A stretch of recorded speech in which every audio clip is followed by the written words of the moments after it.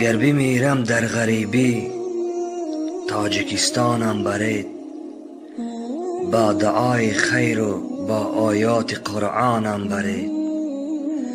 کرده از خاطر پریشانم غریبی سالها، بعد مرگم سوی خیشانی پریشانم برید.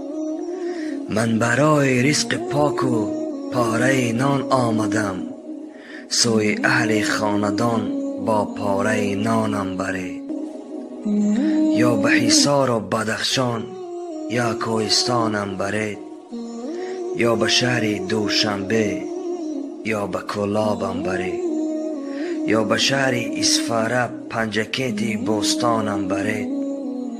در غریبی جسم و جانم سخت رنجید التماس، بعد مرگم کنج خاکی تاجیکستانم برید.